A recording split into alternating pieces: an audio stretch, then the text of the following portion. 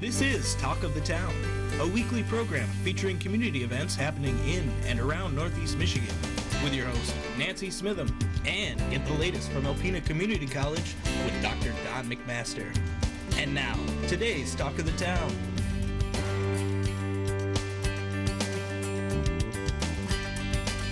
Good morning and welcome to Talk of the Town. I'm Nancy Smitham. My first three guests today are all from here on Humane Society. I have Caitlin Tree, Cindy Johnson, and Mrs. Grulke.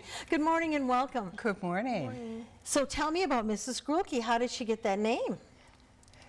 This month it's Teachers Month at the Huron Humane Society. We always have a themed month. So every animal who comes into the society this month will be named after a teacher. And this is Mrs. Grulke. Well, she's a beauty. So Caitlin, tell me about Mrs. Grulke. She is a pit lab mix. She was how old? She's about 6. 6. She's a beautiful girl. She has a really well temperament. She's very calm. How is she around dogs and other cats? She doesn't mind other dogs. She's really good with other dogs. We haven't tested her with a cat yet, but she keeps her kennel clean. She never goes potty. She'll hold it for as long as she needs to hold it. She's just a really good girl. She knows basic commands. She's a sweetheart. So what do we have to do to be able to adopt Mrs. Grulke?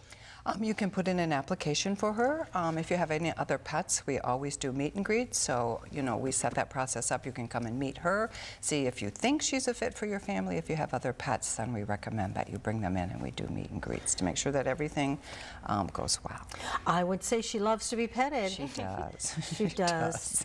So you have a few other things going on too, Cindy, and something very important is Giving Tuesday. We are fortunate enough again to be part of the Community Foundation's Giving Tuesday. This is important to the society. We've taken in a record number of animals again. We're over 500 animals so far this year. Bringing them in, adopting them, vaccinations, vet bills, food, employees, at all costs to do that amount of numbers. So Giving Tuesday is important. This helps to go pay for all of those expenses I just mentioned. It's December 3rd. It's a 24-hour fundraising event. Then you can go to the Community Foundation's website. You can give there. Look for us. There'll be a list of all the organizations you can give to, and they're all worthy. Please pick us. Any donation, $1, $5, $10, it all adds up, and it really, really helps.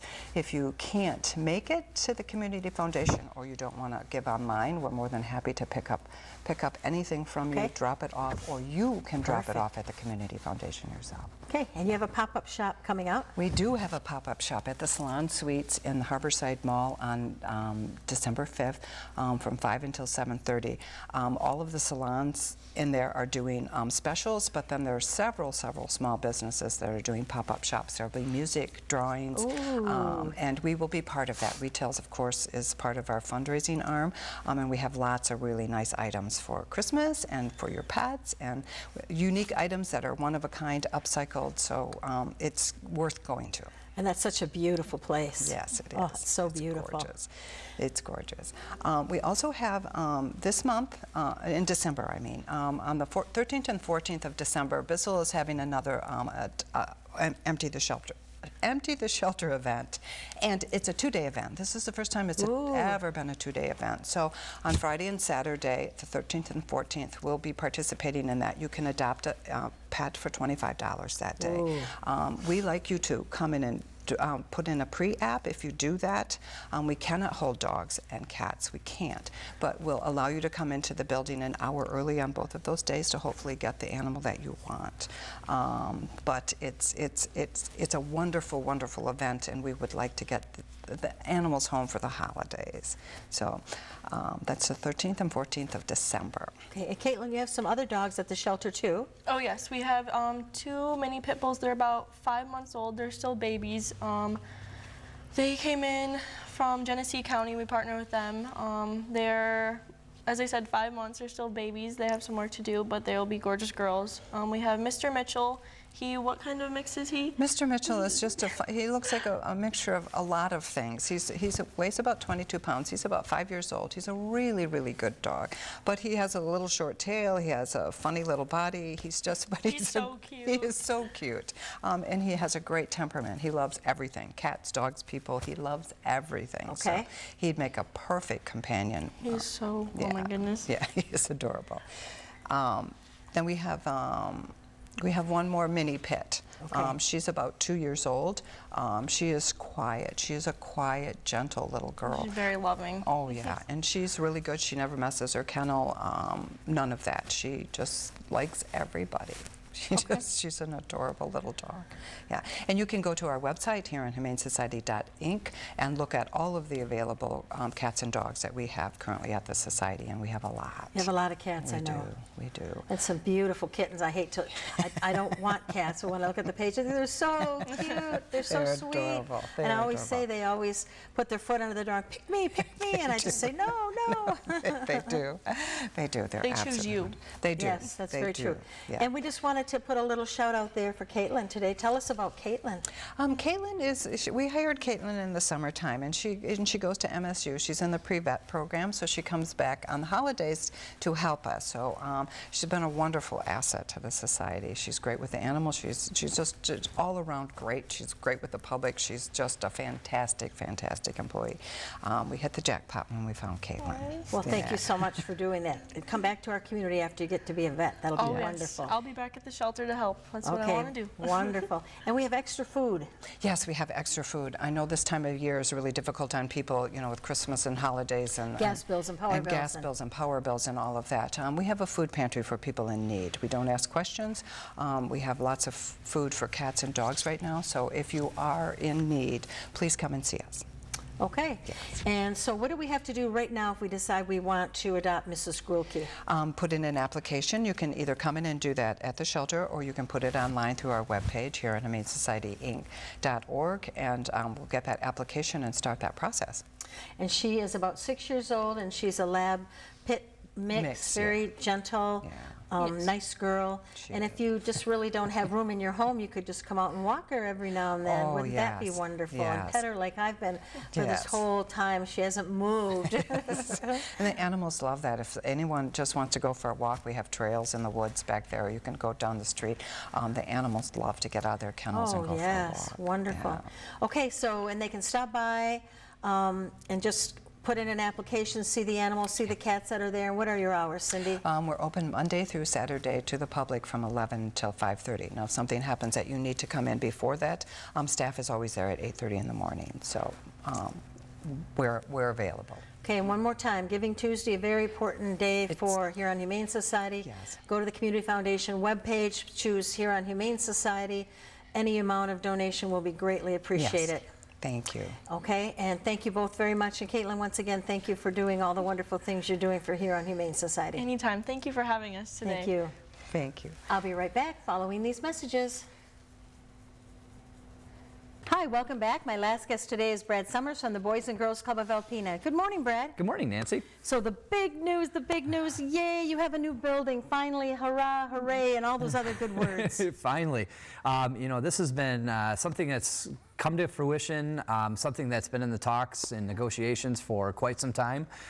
It was previously controlled by the Word of Life Church, who's done a lot of work to the building. They've run some programming out of it, some youth group programming, and done some wonderful things with it. And you know, when it was brought to our table as a potential new building for our location, you know, we jumped on it because, you know, not a lot of places in this community have the space that we're looking for. Gymnasium. Oh, the big gymnasium. You know, we would go from 8,800 square feet that we're currently in to approximately 22,000. Holy smokes. You know, and there's a lot of factors that have gone into us strategically looking for a new location, and it's something that's been on our docket and on the board of directors' radar and the organization's radar for, you know, several years. And you know, going forward, we are outgrowing this the current location that we're at. You know, we are seeing unprecedented numbers of kids walking through our doors. We are seeing more services needed, more just a strategic focus for our organization to move forward for expansion and growth. And it's an awesome opportunity for us to you know, move from the current location, which has worked very well for 50 years. But the problem is that we literally are outgrowing it. And where we want to go for the future of, you know, the expansion of our programs and more services and to serve more youth in this community, it cannot be done at the current location that we're at. We've looked at feasibility studies of, you know, putting, you know, money into the current location. The problem is that we're handcuffed by the property around us. There's not enough parking. There's not enough places for buses to come in and drop kids off. You know, I invite anybody, you know, on any day to come in to look at our facility when we have 115 kids each day, and you'll see why this is such a big strategic focus of our organization. We've grown our numbers from just, you know, 2014, 2015, where during the school year we were seeing 50, 60 kids a day, to where we are now seeing between 115 to 125 kids daily. You know, and the services that we're offering for these kids are becoming so much more needed, and we're noticing, you know, a lot more need in the community. And as an organization, we've realized this for several years, and we've wanted to see something positive happen. And, you know, because of, you know, the generosity of the Word of Life Church recognizing what we want to do and fitting in with the same mold of what they were doing, you know, it's a win-win for everybody, and it's just an awesome opportunity for us as an organization. It is, and I'm so excited as you move forward to hearing about all the changes. And when I think of what you offer now in your limited space, what you'll be able to do with that big location. Whoa. And you know, and some of the fun things, you know, I get really excited about this, is an actual dedicated teen center. You know, right now we have a 10-foot by 8-foot room that, you know, 15 to 20 teenagers crowd into with their Chromebooks to do homework and play video games and things like that. We're just limited what we have, and just the opportunity to have a 4,000 square foot facility, you know, area where teenagers can actually congregate and have their own space and their own specialized services, and a teachable kitchen where we can invite chefs from the community to come in and teach culinary arts to the kids, and an actual area where the kids can all sit together and have a meal together, where they're not spread out in the games room and the gym and everywhere else. So, and you know, you beat all the statistics for teens, because teens traditionally aren't belonging to Boy Scouts and Girl Scouts, and they're not going to church activities, and they're not belonging to groups and organizations. You blow that all out of the water. Well, we've worked very hard to get there. You know, there's been a lot of, with the consistency of the staff that we have, the programs that we offer, and the resources that we provide, you know, a lot of parents and the kids are really seeing the value of what we're bringing. And, you know, and they're all supervised. Right. You know, the kids aren't just running amok and doing whatever they want. You know, there is structure to what we're doing. And, you know, we're seeing a real result of, you know, of kids in this community feeling more supported, and, you know, family structures feeling more supported. And these things are things that are part of our mission. Hot meal every day? Every single day. Snacks, amazing. It's amazing. I mean, and you know, as we always say, $20 a year. A year. And it's pretty amazing what we can do because of the support of Alpena, and because of the support of wonderful people in this community. For 93 years, we've been able to do what we do. You know, and strategically, as we keep continuing to grow and see more need with the food program and things like that, you know, the future of this organization, I'm so excited to be a part of this. Yes. And so excited to be, you know, working so hard to make this happen for the kids.